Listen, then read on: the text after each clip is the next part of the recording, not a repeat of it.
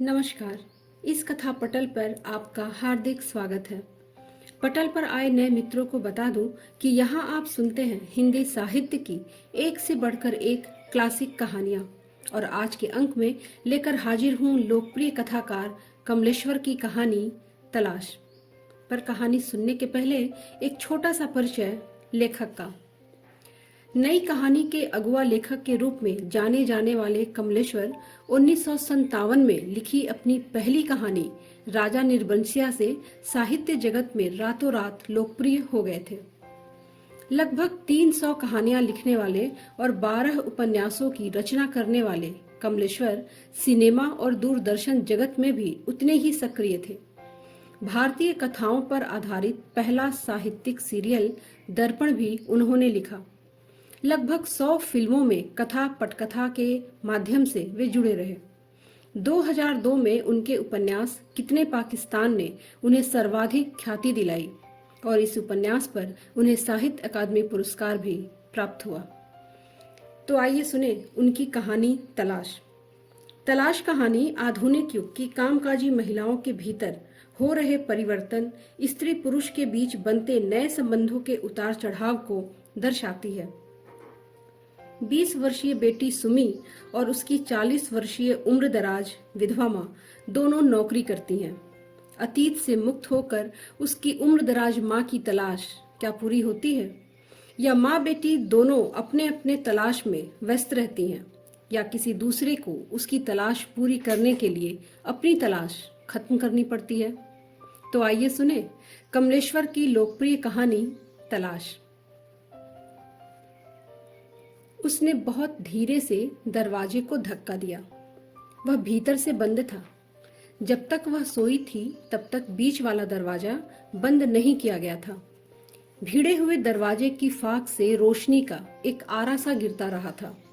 रोशनी मोमिया कागज से झिलमिला रही थी। अपना दरवाजा खोलकर वह बरामदे में निकल आई। उसने उनके कमरे के बाहर वाले दरवाजे को हल्के से छुआ। वह खुला हुआ था। खामोशी से वह जीने से उतरी। गली का दरवाजा भी बंद नहीं था। उसे कुछ शंका हुई। मम्मी बिना कुछ कहे इतना सवेरे कहाँ निकल गई? मम्मी के पास काम भी बहुत था। 11 साढ़े 11 बजे वह खुद सोई थी। जीने से वह फिर बरामदे में आ गई। आहिस्ता से उसने उनके कमरे का दरवाजा खोला। नीचे कालीन पर रजिस्टर बिखरे हुए थे। लाल नीली पेंसिलें पड़ी हुई थीं। कॉर्बन का डिब्बा पड़ा था। नीली और लाल दवाते होल्डर रखे थे।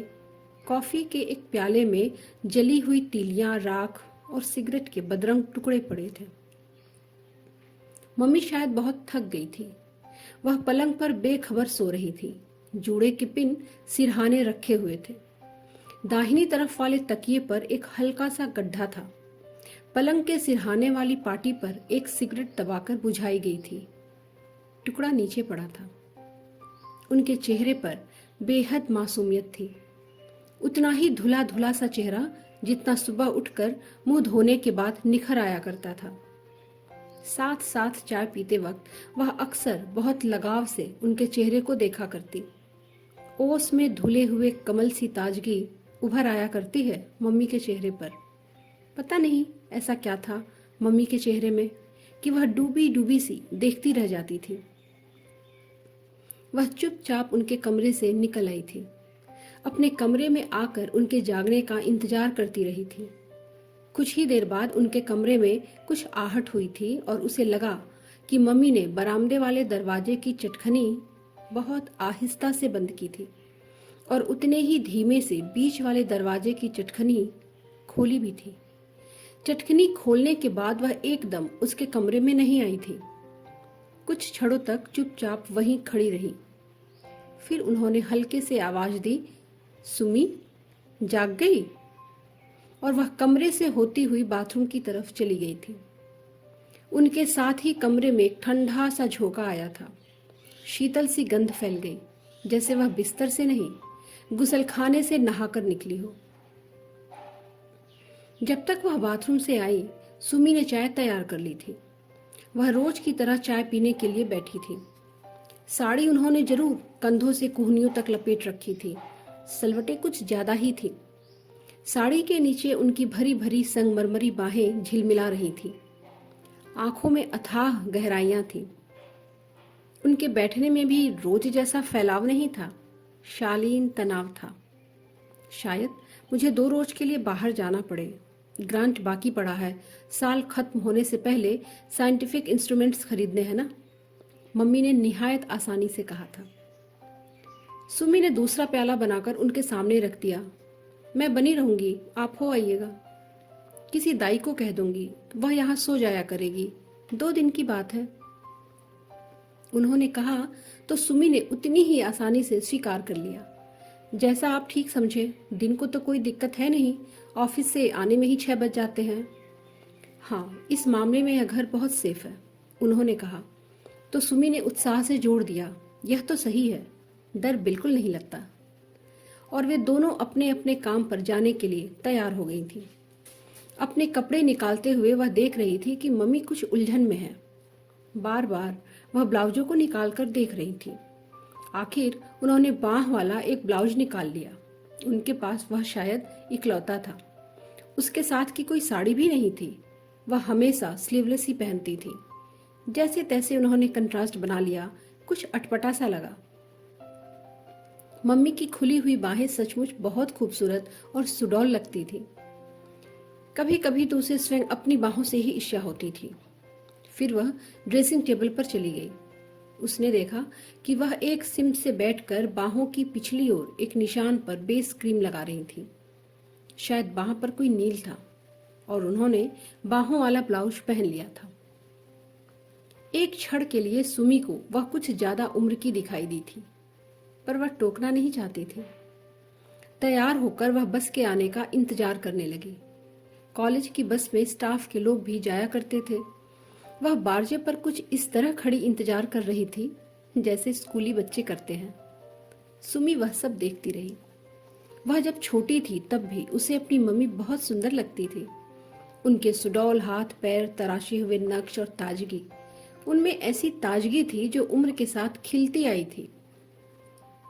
उसकी किसी मित्र ने उन्हें देखकर मां नहीं समझा था, ज्यादा से ज्यादा बड़ी बहन ही माना था। उनका रख रखाव भी ऐसा था कि अपने तंग को उन्होंने बिगड़ने नहीं दिया था। उसमें वही लोच और नरमी थी जो सुमी को अपने में लगती थी। उनके तन से ऐसी अछूती गंध फूटती थी जो सबको अपनी तरफ खींचती है। महीने में एक बार तो उनका तन इतना तेज महकता था कि सुमी बार बार किसी न किसी बहाने से उनके कंधों पर अपना सिर रख देती थी। तब जैसे गंध का एक झरना बहने लगता था। 2 कमरों का घर उस घाटी सा गमकने लगता था जिसमें कस्तूरी मृग आ गया हो। फिर वह 2-3 दिन बाद वह इस गंध में धीरे धीरे डूबने लगती थी। बस आई और मम्मी चली गई। सुमी उन्हें जाते हुए देखती रही। बस में स्टाफ के लोग थे और कॉलेज की कुछ लड़कियां भी। उनके जाते ही वह अकेली रह गई थी। एकाएक उसे लगा था जैसे सुमी ही बाहर चली गई थी और मम्मी की तरह घर में रह गई हो। अकस्मात उसने अजीब तरह की जिम्मेदारी महसूस की और कमरे में जाकर उसने सब सामान करीने से लगाना शुरू कर दिया। रजिस्टर और कॉपियां बटोरकर एक और छोटी मेज पर रख दिया। बिस्तर झाड़कर कवर कर दिया। बिस्तर झाड़ते वक्त जरूर एक अव्यक्त सी तकलीफ उसे हुई थी और लगा था कि मम्मी की चीजें छूने का उसे कोई अधिकार नहीं है। फिर कमरे में खड़े खड़े फ्रेम में वह तस्वीर देखती रही जिसमें पापा और मम्मी के साथ नन्ही सी वह बैठी हुई है। न जाने क्यों उस तस्वीर को वह उठा लाई और उसे अपने कमरे में रखकर उसी जगह मम्मी के कमरे में वह वाली तस्वीर रखाई थी जिसमें सागर उमड़ रहा था और ऊंचे आसमान में जल पक्षी उड़ रहे थे। उसे वक्त का ख्याल भी नहीं रहा। एक बक्सा खोलकर उसने पापा की वह डायरी निकाली जिसमें वह हर महत्वपूर्ण घटना को नोट किया करते थे। उसमें रिश्तेदारों के कुछ पते, कुछ हिसाब, कुछ जन्म तिथियां लिखी हुई थी। मम्मी की जन्म तिथि भी थी और उसकी भी। देखा तो एकाएक देखती रह गई। मम्मी कुल 19 बरस बड़ी हैं उससे। 20 की वह और 39 की मम्मी। मम्मी का जन्मदिन तब से मनाया ही नहीं गया। सचमुच मम्मी को कितना सूना लगता होगा। 8 बरस निकल गए, पर लगता है पापा जैसे अभी अभी उठकर चले गए हों। उनके मरने की बात अब बहुत पुरानी सी लगती है, एक बीती हुई बात की तरह। लोग ठहर जाते हैं, पर कुछ बातें हैं जो बीत जाती हैं। पापा की बातें तो जैसे बीत गई हैं, पर वह खुद अभी तक रुके हुए हैं। लेकिन अब कुछ कुछ ऐसा लगता है जैसे पापा डगमगा गए हों और चुपचाप इस घर से चले जाना चाहते हों, जैसे वह अपनी गलती महसूस कर रहे हों। यूं चुपचाप 8 बरस तक खामोश बैठे रहकर उन्होंने अच्छा नहीं किया। वह आहिस्ता से पापा को उठाकर अपने कमरे में ले आई। बहुत देर तक चुपचाप बैठी रही और ताकती रही।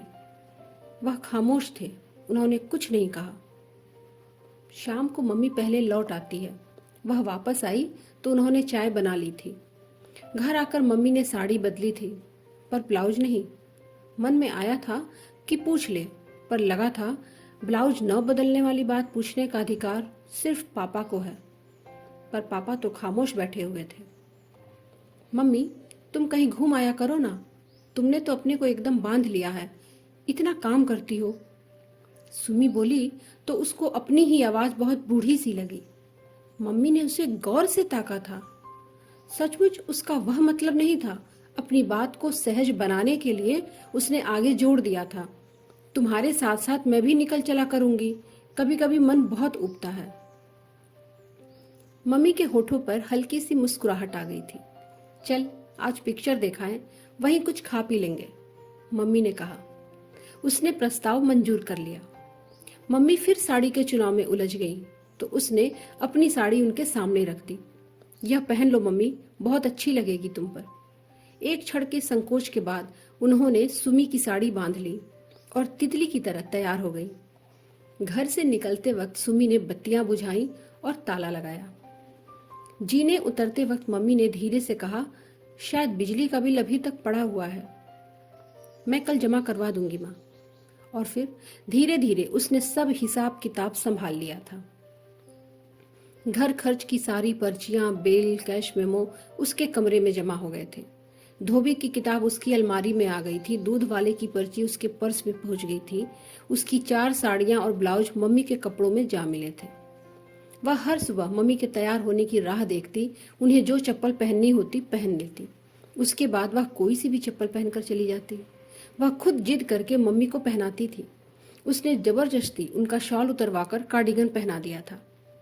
यह क्या तमाशा करती है सुमी, तू क्या पहनेगी बता, मम्मी ने प्यार से झिड़कते हुए कहा। मेरे पास कोट है, वह पुरानी सी। इतनी जल्दी कपड़े पुराने नहीं होते, कल ड्राई क्लीन करवा लिया था, एकदम नया निकल आया है, मम्मी ने प्यार से कहा। पुरखिन हो गई है। और शाम को जब वह लौटी तो मम्मी के कमरे में फिर रजिस्टर और कॉपियां फैली थी। ट्रे में चाय के खाली बर्तन पड़े थे, लाल नीली दवातें थी, पेंसिलें थीं और एक प्लेट में सिगरेट के टुकड़े, राख और तीलियां। मम्मी बारजे पर झुकी हुई दूर कुछ देख रही थी, शायद कुछ ऐसा जो सड़क की भीड़ में उन्हें कतई अलग दिखाई दे रहा था। सुमी का आना उन्हें पता चला। कुछ क्षणों के बाद बारजे में वह कुछ सोचती सी खड़ी हो गई थी। मम्मी, चाय पी ली? उसने पुकारा तो वह कुछ चौंक सी गई। मुझे पता ही नहीं चला, तू कब आ गई? चाय भी बना ली, मैं जरा थक गई थी। आजकल कॉलेज में काम बहुत बढ़ गया है, एक भी घंटा फ्री नहीं मिलता। तमाम टूटी फूटी बातें कहती हुई वह सुमी के कमरे में आ गई। उनके माथे पर लाल स्याही से एक गोल बिंदी बनी हुई थी। स्याही की किनारियां सूख कर गोटे की लकीर की तरह झिलमिला रही थी। मम्मी उतनी ही सुंदर लग रही थी, पर वह बिंदी उसे खल रही थी। शायद मम्मी को कुछ उलझन होने लगे या वह बर्दाश्त न कर पाए। सुमी ने धीरे से कहा, मुझे आज बहुत काम करना है। माँ ने कहा, कुछ मैं करवा दूं? हमारे यहाँ एक और एक्सचेंज खुल रहा है कोड मैसेजेस के लिए, उसकी क्लासेस शुरू हुई हैं, उन्हीं लेसन्स को दोहराना है। सुमी ने सब समझा दिया था। तो तू अपना काम कर, खाना मैं बना लेती हूँ। सूप बना लो मम्मी, ज्यादा भूख नहीं है, स्लाइस तल लेंगे, बस हो जाएगा। अच्छा, कहकर वह उठ गई। फिर खामोशी छा गई थी। दोनों कमरे दो अलग अलग दुनियाओं में बदल गए। उसके कमरे में पापा अब भी रुके हुए थे। मम्मी शायद उनसे कुछ बात करना चाहती थी। शायद उन्हें लग रहा था कि पापा की तरफ से अब सुमी ही बात कर सकती है और सुमी को लगा कि यहाँ से निकलकर अगर चल दे तो पापा भी नहीं रुक पाएंगे, वह भी उसके साथ पीछे पीछे चले आएंगे। चुपचाप अपने कमरे में जाकर मम्मी ने पुराने कागजों और सामान को उलटना पुलटना शुरू किया। उन्हीं में से पापा के कुछ पुराने खत निकल आए थे। कुछ देर बाद उसने मम्मी को बाथरूम की तरफ जाते देखा। लौट कर वहां आई तो मुंह धुला हुआ था, बिंदी मिटी हुई थी, चेहरा बहुत ताजा ताजा लग रहा था। सुमी, जरा बड़ी वाली अलमारी खिसकाना है, उसके पीछे कुछ कागज गिर गए हैं। आ तो, मम्मी ने कहा तो वह उठकर गई। अलमारी खिसकाई तो कागजों का एक अंबार लुढ़क पड़ा और वह छड़ी भी जो पापा ने पहाड़ पर खरीदी थी। एक बार उनके पैर में मोच आ गई थी। धूल का एक बगुला गिरे हुए कागजों से उठा और मम्मी बेतरह खांसने लगी थी। तुमने अपने कमरे में क्या क्या जमा कर रखा है मम्मी? इतने सामान के बीच दम नहीं घुटता? कुछ उधर जीने वाली अलमारी में रख देती हूँ, सुमी ने कहा तो उन्होंने प्रतिवाद नहीं किया। दोनों ने मिलकर बहुत सा सामान जीने वाली अलमारी में लगा दिया। छड़ी तो मैं अपने कमरे में रखूंगी, सुमी ने कहा तो बात में अजीब सी विसंगति दिखाई दी। पर वह धीरे से फिर बोली, वो कभी कभी रात में इधर बिल्ली आती है। और मम्मी जब सूप बनाने के लिए चली गई तो जीने वाली अलमारी से वह पापा की फाइलें चुपचाप उठा लाई और अपने पलंग के नीचे रख लिया। पापा का बचा खुचा सामान जैसे हर वक्त इधर उधर चलता रहता था। वह छड़ी और वह सामान अपना ठिकाना खोज नहीं पा रहे थे। तीसरे दिन उसने सारे सामान को मेज के नीचे वाली पटरी पर संभाल कर रख दिया, पर सफाई करते वक्त वह वहां से लुढ़क पड़ा। अलमारी के भीतर वे बड़ी बड़ी फाइलें किसी भी सिमट से समाती नहीं थी। अलमारी बहुत संकरी थी। हार कर उसने एक गठरी बांध ली और उसे फिर पलंग के नीचे रख लिया था। पापा भी रुके हुए थे। उसी दिन मम्मी ने कहा, मैं आज रात को गाड़ी से जाऊंगी। वो कॉलेज के लिए सामान खरीदना था ना, मार्च खत्म होने से पहले पहले पेमेंट करना होगा। तीसरे दिन आ जाऊंगी। दाई से मैंने कह दिया है, वह रात को हॉस्टल से आ जाएगी, यही 10 साढ़े 10 बजे। तुम्हारी गाड़ी किस वक्त जाती है? 8:05 पर। चपरासी आएगा ना? सुमी ने कहते ही अपनी गलती भांप ली तो उसे ठीक कर दिया। वो तुम्हारा सामान ठीक कर दूं। 2 दिन की तो बात है, कौन सा बहुत सामान ले जाना है, मम्मी ने कहा और सूटकेस खाली करने लगी। सुमी ने जिद करके अपनी साड़ियां और पर्स उन्हें दे दिया था। वह अपने कमरे में कपड़े बदलने चली गई। सुमी ने रुमालों का एक सेट रखने के लिए जो सूटकेस खोला तो जेब में चपटा सा पैकेट पड़ा देखकर वह बेहद सकुचा गई। सूटकेस बंद करके उसने रुमाल ऊपर रख दिए थे। मम्मी साड़ी बदलकर आई तो उनके तन से गंध फूट रही थी, पर उनके कंधे पर सिर रखते हुए संकोच हो रहा था। तब एक क्षण के लिए उसने महसूस किया कि वह गंध पिछले 2-3 दिन से घर भर में समाई हुई थी। ठीक 7:15 बजे नीचे टैक्सी का हॉर्न बजा। मम्मी एकदम घबरा सी गई। उतावलेपन में वह अपना सूटकेस उठाकर खुद ही सीढ़ियां उतरने लगी। तभी टैक्सी वाला सरदार ऊपर आ गया। सुमी ने बिस्तर उसके लिए लुढ़का दिया और उसके हाथ से सूटकेस लेना चाहा तो उन्होंने बड़ी आसानी से कहा था वह ले जाएगा। जब तक टैक्सी वाला सरदार दोबारा नहीं आया वह वहीं सीढ़ियों पर रुके रुके उससे बात करती रही। दाई जरूर आ जाएगी, इधर का दरवाजा बंद रखना, रुपए है ना, दाई से कहना, वह शाम का खाना भी बना देगी।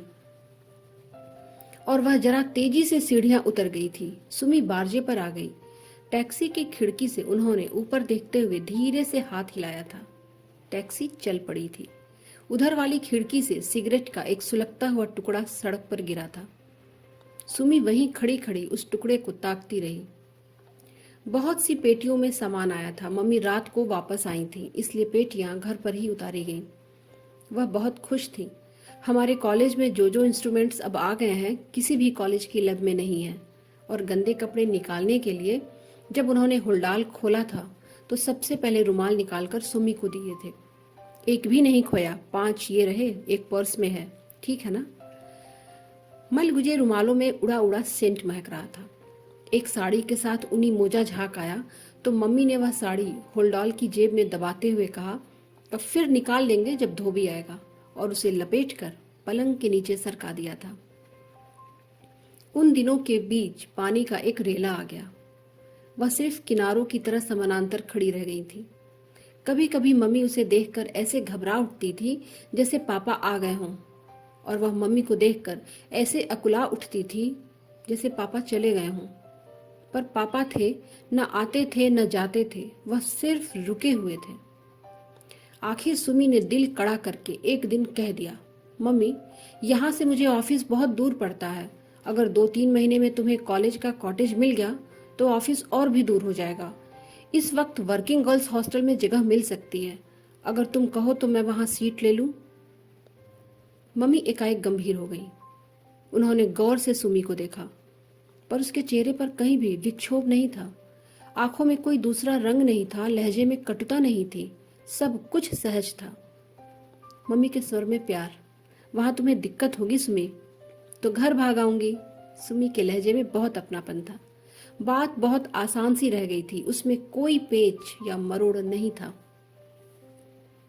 पहली तारीख को सुमी हॉस्टल में पहुंच गई। मम्मी उसके साथ आई और कमरे में सामान सजा गई, कुछ चीजें खरीद कर दे गई, बहुत सी हिदायतें दे गई। शुरू में कुछ दिनों तक वह हर शाम को कुछ देर के लिए आती रही, कभी कभी सुमी जाती रही। फिर धीरे धीरे टेलीफोन पर मुलाकात होने लगी और फिर उसमें भी व्यवधान पड़ने लगा। पर यह अच्छा हुआ था कि सुमी के साथ उसके पापा साथ चले आए थे और अब उसे पापा पर उतना तरस नहीं आता था। अब वह मम्मी के मोहताज नहीं रह गए थे, उसने उन्हें मुक्त कर लिया था। पर हॉस्टल का अकेलापन खाने दौड़ता था। सन की लड़कियों के बीच दम घुटता था। लगता था कि ये सब भी पापा की तरह कहीं न कहीं रुकी हुई थी। एक दिन वह बहुत अकेली थी तो पापा के कागज पत्तर खोलकर बैठ गई। डायरी खोली तो देखते देखते नजर पड़ी मम्मी के जन्मदिन पर। पापा ने बड़े प्यार से मम्मी के बारे में कुछ लिखा था। जीवन भर सुख देने की शपथ खाई थी। 11 बरस पहले उन्होंने वह सब लिखा था। उसे बड़ी शांति मिली थी। पापा की तरफ से सुमी ने उनकी इच्छा पूरी कर दी थी। उसने तारीख देखी। 3 दिन बाद मम्मी 40 की हो रही थी और वह मम्मी के जन्मदिन पर सुबह सुबह नरगिस के फूलों का एक गुच्छा लेकर पहुंची थी। वहां पहुंचकर एकाएक वह असमंजस में पड़ गई। इस वक्त आकर उसने अच्छा नहीं किया। शायद मम्मी को उलझन हो, उसका इस तरह आना खल जाए। उसे कल फोन कर देना चाहिए था, लेकिन अब लौटते भी बन नहीं रहा था। उसने धीरे से दरवाजे पर दस्तक दी। मम्मी की आवाज आई। उन्होंने दरवाजा खोला तो सुमी ने नरगिस के फूल लिए ही लिए उन्हें प्यार से बाहों में कस लिया, फिर हाथों में पकड़ा दिए। मम्मी ने एक बार सुमी को देखा, फिर फूलों को, और सोचती सी बोली थी, तेरे पापा भी यही फूल लाते थे। फिर अपने को संभालती हुए वह जल्दी जल्दी गई और चाय बना लाई। प्याला बनाकर उन्होंने सुमी के आगे बढ़ा दिया था। चाय पीते हुए दोनों ही अपनी अपनी जगह बहुत अलग अलग सी एक दूसरे को देख लेती थी। आखिर मम्मी ने धीरे से पूछ ही लिया, सुमी, वहां कोई दिक्कत तो नहीं है ना? ना मम्मी, बस कभी कभी बहुत सन्नाटा सा लगता है। मम्मी ने कहा, यहाँ भी बहुत सन्नाटा लगता है। फिर वह कुछ सकुचाई सी देखती रही और अपने में उलझती हुई बोली थी, घर में नाश्ता भी तो नहीं है, तुझे क्या कराऊं? अंडे वाला अभी नहीं आया? नहीं, उसे छुड़ा दिया था। मम्मी की आंखें शायद हल्के से नम हो आई थी। वह इधर उधर देखने लगी, फिर अपने पर ही हंसती हुई सी उठी थी। कुछ और सहारा न पाकर मेज पर रखे कैलेंडर को देखने लगी और हंसते हंसते बोली, जब से तू गई है तारीख ही नहीं बदली, ख्याल ही नहीं रहा। और सुमी चाहते हुए भी कुछ कह नहीं पा रही थी। उसे लग रहा था कि चलने के लिए उठने से पहले वह ज्यादा से ज्यादा पूछ पाएगी तो यही कि मम्मी कितना बज गया है। आशा करती हूँ कि इस कहानी को सुनने के बाद आपको कमलेश्वर की दूसरी कहानियों को सुनने की जिज्ञासा जरूर हुई होगी। कहानी सुनने के लिए आप